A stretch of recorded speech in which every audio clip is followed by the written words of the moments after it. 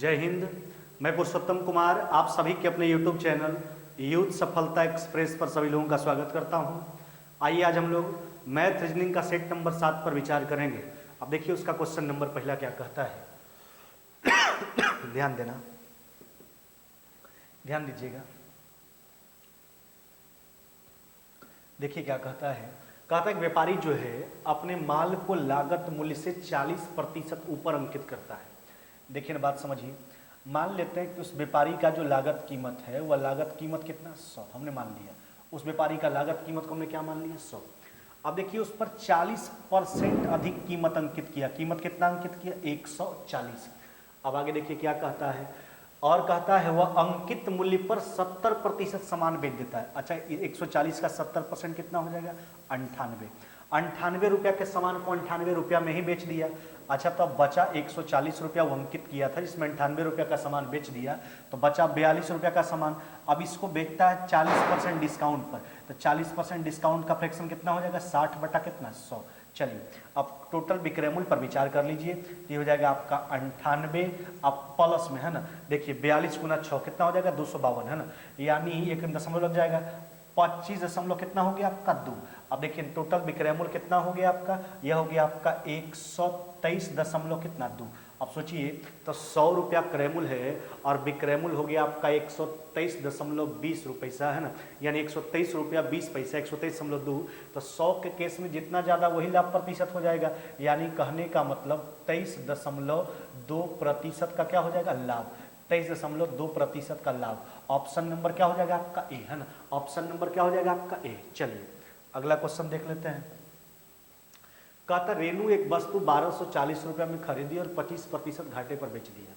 उस राशि से उसने एक और वस्तु खरीदा है ना, और उसको 40% लाभ पर बेच दिया। रेनू को कुल मिलाकर कितने प्रतिशत का लाभ हुआ। देखिए बात समझिए। रेनू जो का वस्तु का जो क्रय मूल्य दिया गया उसको छोड़ दीजिए, हमको प्रतिशत लाभ ही बताना है ना, तो हम रेनू का एक वस्तु का क्रय मूल्य 100 मान के चल लेते हैं, हमको सुविधा हो जाएगा। देखिए मान लिया गया रेनू जो एक वस्तु 100 रुपये में खरीदी, अब देखिए उसको 25% घाटा पर बेची। कितना बेची 75 में। अब देखिए उसको कहता है जो 75 रुपया का प्राप्ति हुआ उससे एक और वस्तु खरीद लिया और इस जो 75 रुपया का वस्तु इसको 40% के लाभ पर बेची। देखिए 40% के लाभ पर बेची है ना। अब देखिए ये हो गया आपका 3 और ये कितना हो गया आपका 4, या काट लीजिए 35 बार में है ना, कितना हो जाएगा आपका 105। अब सोचिए अंततः विक्रय मूल्य पहले बार में तो उसको हानि हो चुका था 25%, लेकिन उससे एक वस्तु खरीदा उस विक्रय मूल्य से और उसको बेचा 40% के लाभ पर, अंततः उसका विक्रय मूल्य हो गया 105। 100 रुपया से व्यापार करना शुरू किया था, 105 रुपया हो गया उसका विक्रय मूल्य, यानी कहने का मतलब 5% का क्या हो गया उसको लाभ। रेनू को क्या हो जाएगा 5% का प्रॉफिट है ना, 5% का प्रॉफिट। ऑप्शन नंबर क्या हो जाएगा आपका बी है ना, ऑप्शन नंबर हो जाएगा आपका बी। चलिए आइए अगला क्वेश्चन देख लेते हैं।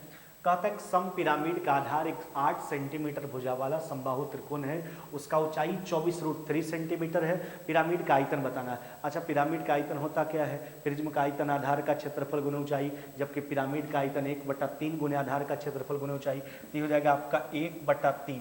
आधार में समबाहु त्रिभुज है, समबाहु त्रिभुज का क्षेत्रफल √3/4 इंटू भुजा स्क्वायर, यह हो जाएगा आपका 8 गुना 8, ऊंचाई से गुना कर लीजिए कितना हो जाएगा आपका 24√3। अब देखिए ना √3 से √3 3 हो जाएगा, 3 से 3 काट लीजिए, 4 से काट लीजिए, 4 से 2 बार में है ना। अब देखिए ना 24 गुना 16 कितना हो जाएगा आपका 384 सेंटीमीटर क्यूब। कितना हो जाएगा 384 सेंटीमीटर क्यूब उस पिरामिड का आयतन हो जाएगा है ना। पिरामिड का आयतन क्या होता है 1/3 गुने आधार का क्षेत्रफल गुने ऊंचाई।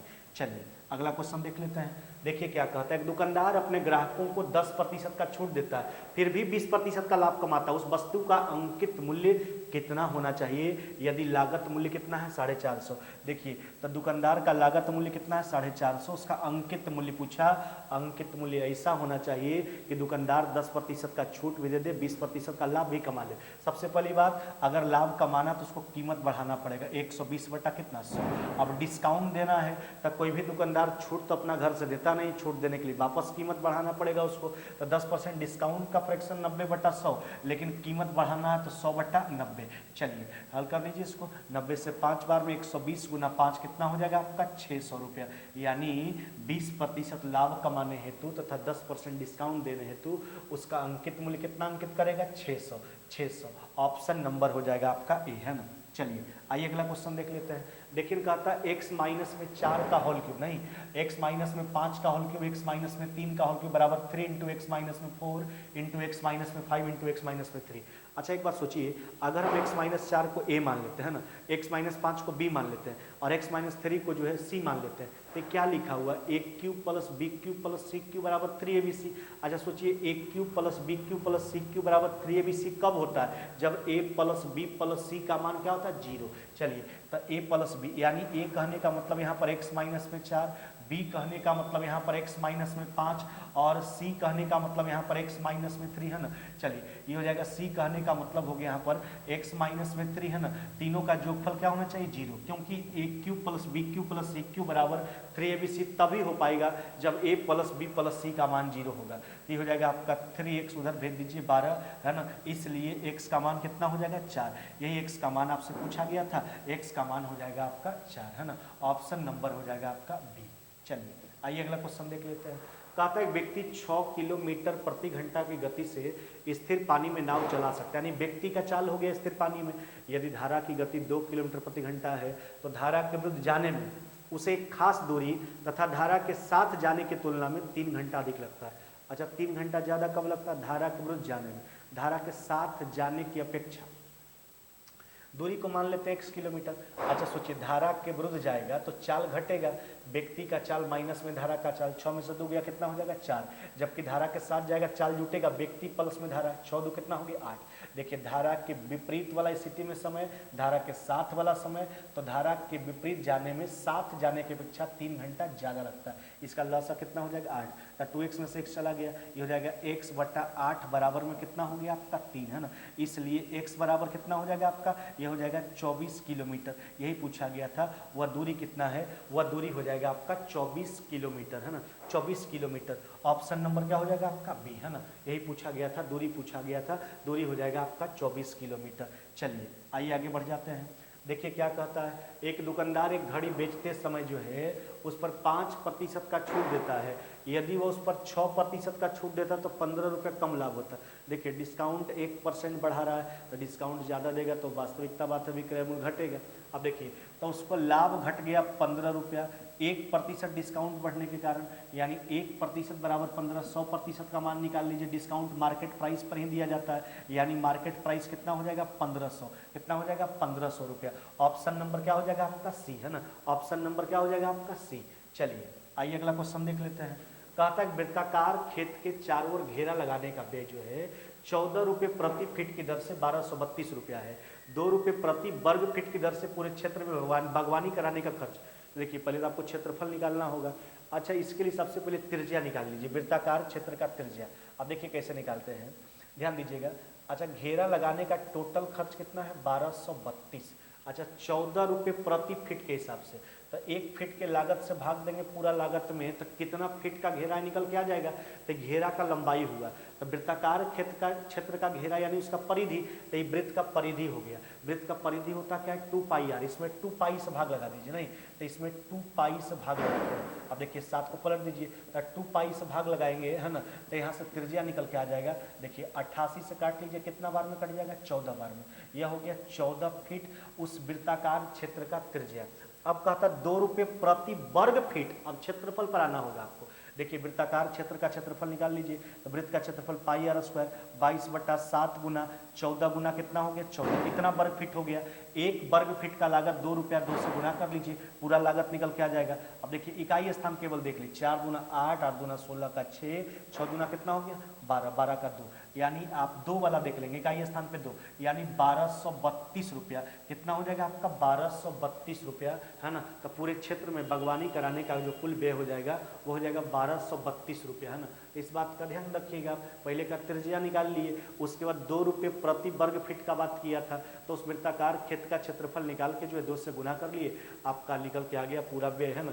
बागवानी कराने का पूरा खर्च कितना हो जाएगा 1232।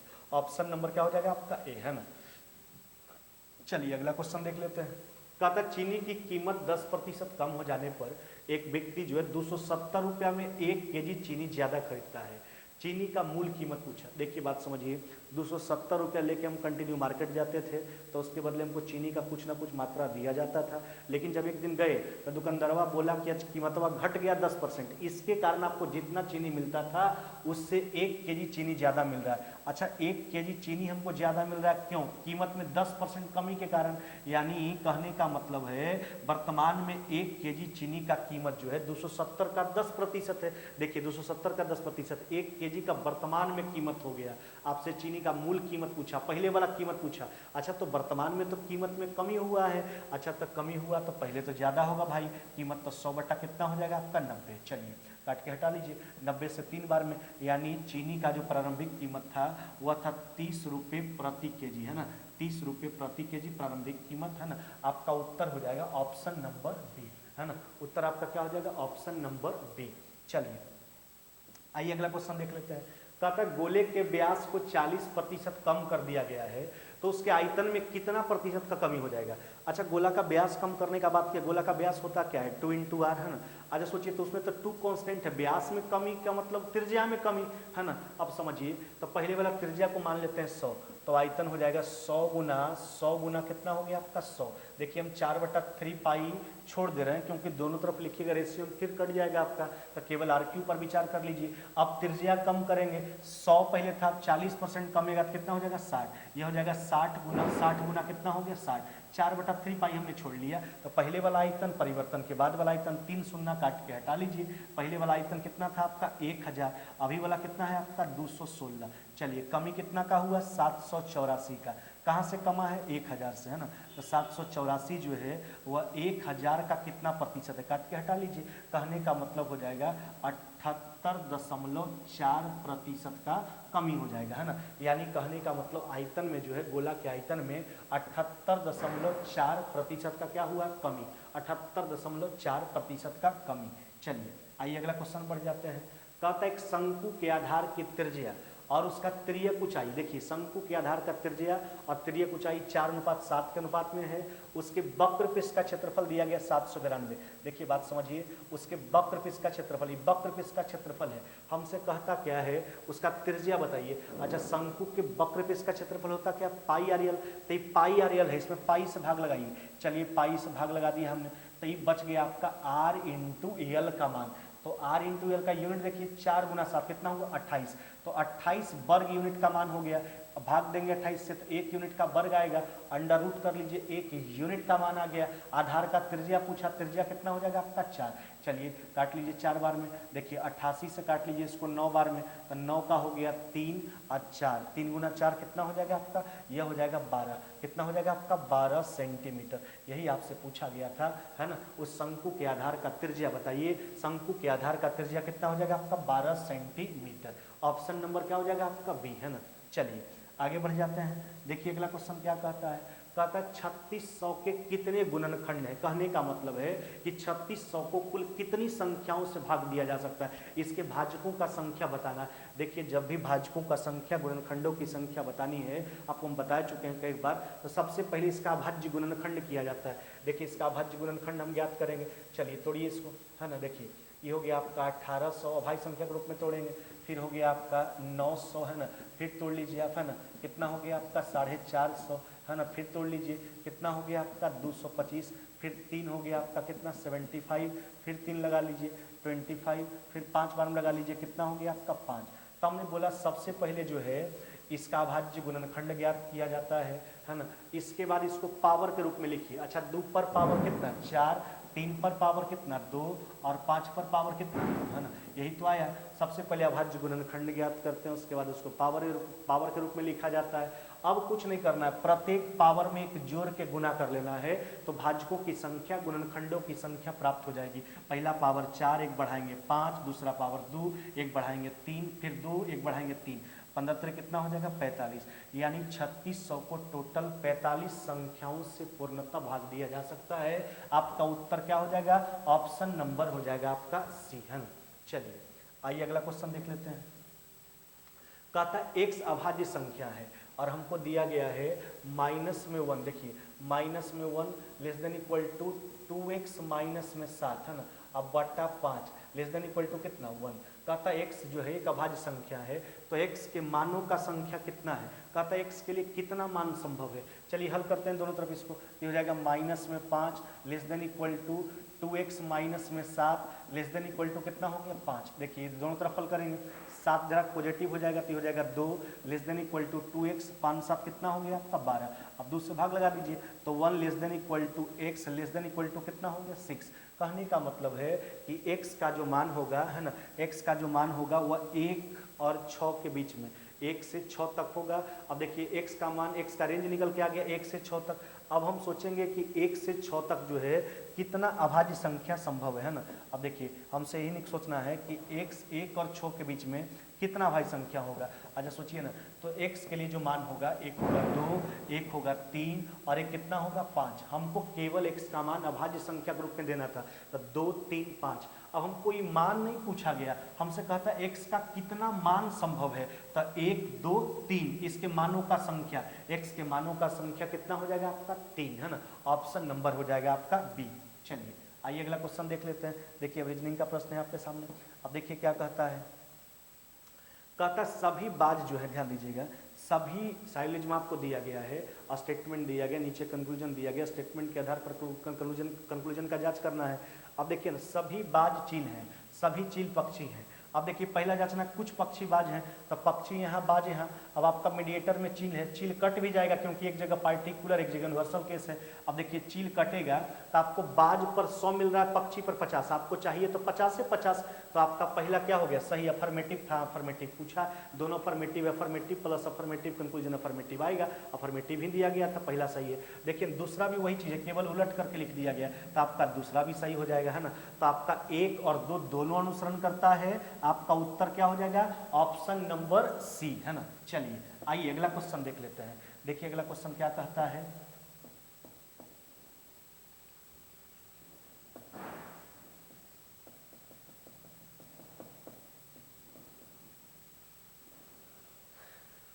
चलिए आज के वीडियो में बस इतना ही है ना, मिलते हैं आगे नेक्स्ट वीडियो में।